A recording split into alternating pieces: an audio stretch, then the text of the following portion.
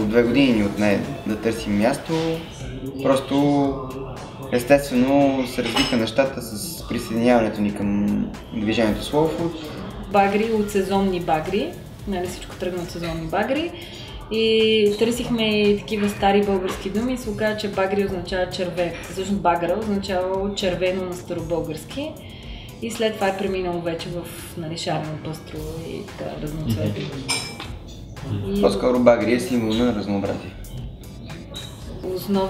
Основният проблем първоначално наистина беше мястото, защото ние си мислихме, че едва ли не човек решава нещо и на момента всичко става, намираш си място, намираш си пари, нали, всичко е точно. И си представихме, че ще отворим за 3 месеца.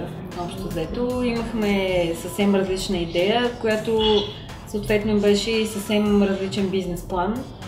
Обаче всъщност след това, когато преминахме на тази по-голямата идея за ресторант, нали, за такъв, който използва местни продукти, осъзнахме, че имаме нужда от по-голяма инвестиция. Съответно пък и неговите родители в този момент почнаха да се занимават с земеделие и нещата така се навързаха, че направихме семейен бизнес. Всеки етап си има, нали, голяма трудност, която за момента я виждаш като най-голямата трудност и след това ти се струва като нещо лесно, нали, вече. Нали, ремонтът тук си беше голяма трудност, намирането на производители. Митко се занимава поне 2 месеца с намиране на производители. 6. Всеки ден беше си работа общо, взето пълноценна смисъл от сутрин до вечер.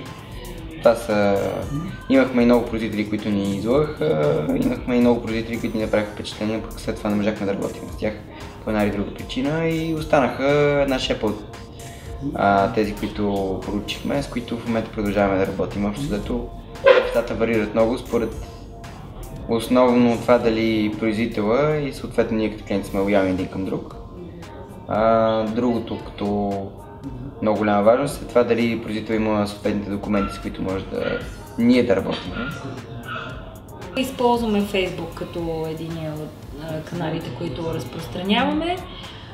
И след това се присъедини към нас един наш приятел, който прави любителски видеа, които видеа мисля, че така доста ни помогнаха в разпространението на идеята и въобще обяснението на цялата концепция, тъй като много е сложно да се обясни на 2 на 3 какво е багри.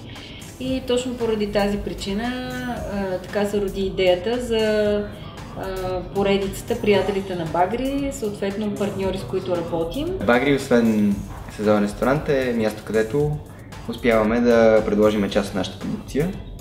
В град Белене, в местност Сторяне, където е и част от Натура 2000, близо до природен парк Персин. Ние отглеждаме грозде, зеленчуци от тази година и овце.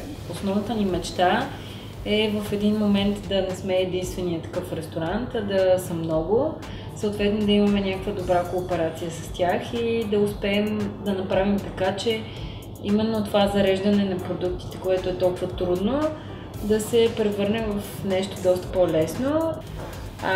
Също така искаме да пожелаем на хората, които имат някаква идея да се занимават с подобен бизнес, да им пожелаем най-вече кураж, да не се отказват от първоначалните трудности, просто да гледат на всяка трудност като задача за разрешаване, тъй като трудности винаги ще има, в който и бизнес да си, но накрая наистина си заслужава, когато видиш доволен клиент с усмивка на лице, който ти казва, че такъв вкус не е опитвал никъде.